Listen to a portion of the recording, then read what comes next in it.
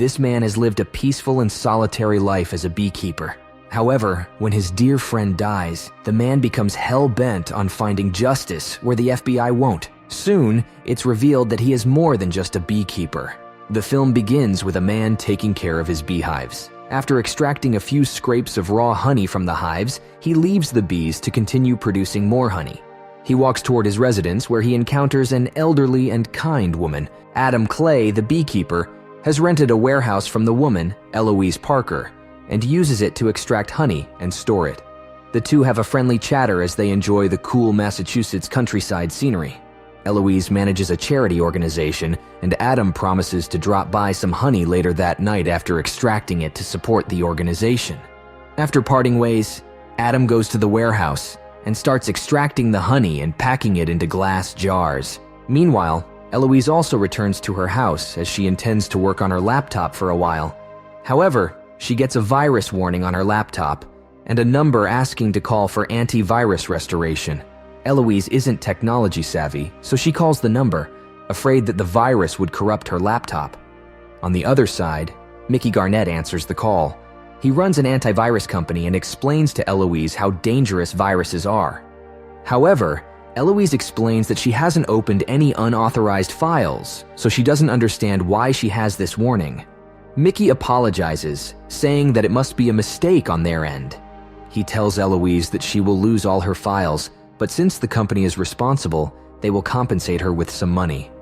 Eloise is happy about this, and she agrees. Soon after, Eloise receives $50,000 in her bank account. Suddenly, Mickey calls back and apologizes, saying he only intended to send $500. He is devastated and begs Eloise to return the extra money, or he will get in trouble. Eloise feels bad for Mickey, so she opens her online bank account and enters her password. However, the laptop shuts down, and when Eloise opens it, she is horrified to find all her bank accounts empty. She could not believe this as she had over $2 million in her bank accounts, but it belonged to the charity organization. After he finishes his work, Adam walks toward Eloise's house to give her the honey he had promised. However, he finds the house empty and dark. He suspects that something is wrong, so he quickly grabs a knife from the kitchen and starts walking slowly toward the living area. Suddenly, he feels a weapon behind him as someone orders him to stop moving. It is Verona, Eloise's daughter, who works with the FBI. Since she doesn't know Adam, she assumes that he is to blame for her mother's death. Verona calls the FBI and local authorities. Adam tries to claim his innocence, but since he was the one Verona found at the house, he is taken in for questioning. Verona looks around the property and realizes that Adam is telling the truth about being a beekeeper.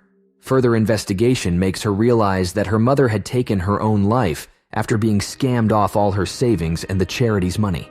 The following morning, Adam is released after it's confirmed that Eloise self-deleted. Verona goes to apologize for her rash decision. She then explains that Eloise had been scammed by a company that has stolen millions of dollars from people through such virus hacks. She explains that the FBI has tried hard to apprehend the people responsible, but each time, the case is blocked, with the director saying that there aren't enough resources.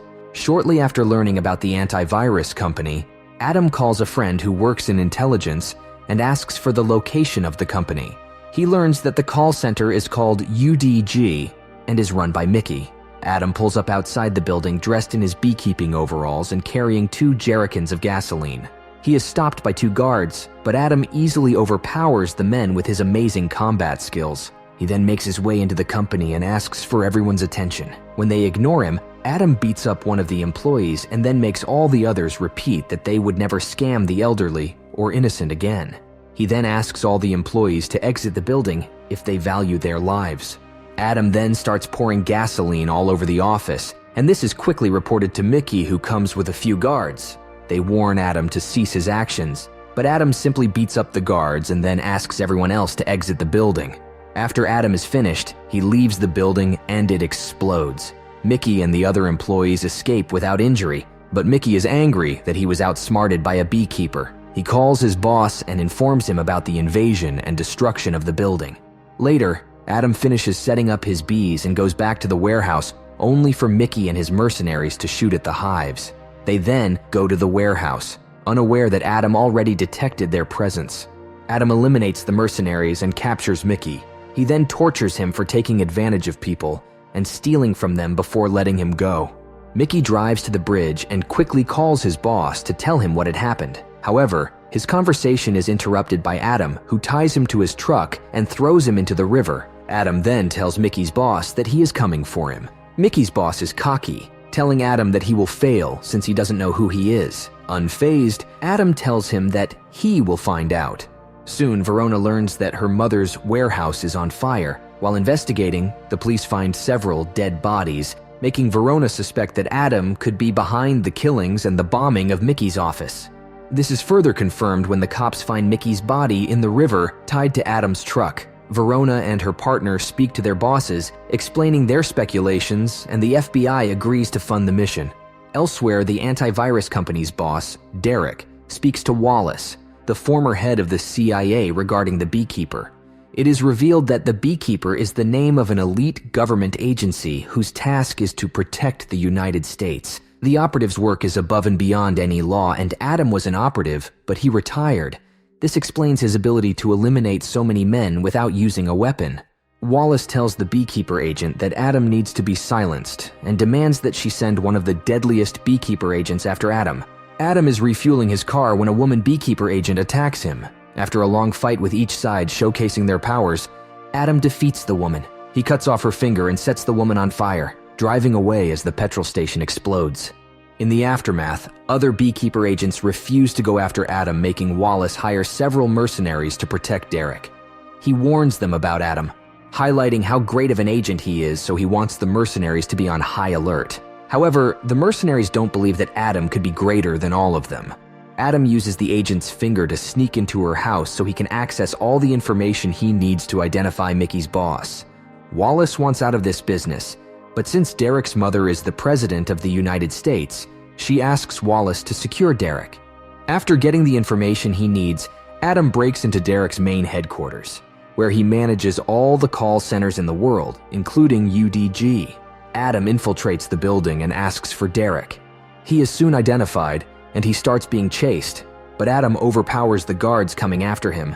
He then corners Derek's manager, torturing him until he reveals that Derek is at Jessica's beachside mansion. Wallace had taken Derek there so he could be protected by the President's Secret Service. Adam escapes before Verona and her agents get to the scene.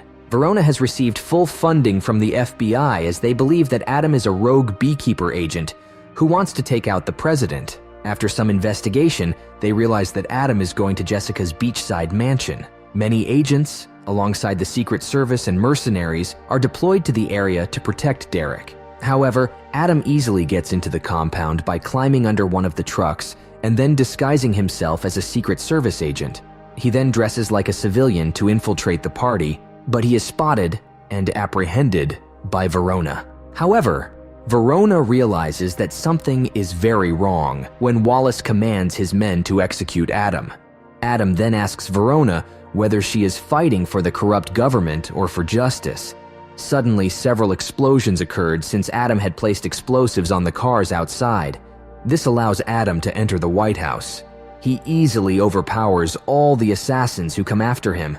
Adam encounters Wallace, who at first offers him any sum of money he wants so he can spare Derek. However, Adam is past bribery at this point, and all he wants is justice for Eloise. In the mansion, Jessica learns from Frigg that his son is a swindler. Derek defends himself, saying that he started all this so that his mother could win the elections. He used a CIA program to target financial victims in his scheme. Jessica is devastated to learn this, and she wonders what the other countries will think of her once they learn about this scandal. She says she will tell Clay the truth, hoping that he will spare his son. This angers Derek, who executes Frigg, and then takes his mother hostage just as Adam and Verona enter the room. Derek makes an attempt to eliminate his mother, but Adam sees this and executes Derek first. He then jumps out of the mansion through the window and runs to the beach. Verona sees him running away and has a clear line of shot, but she decides to let him escape. In the end, Adam escapes by using the scuba diving gear he had left stashed on the beach, content that he had avenged his dear friend Eloise.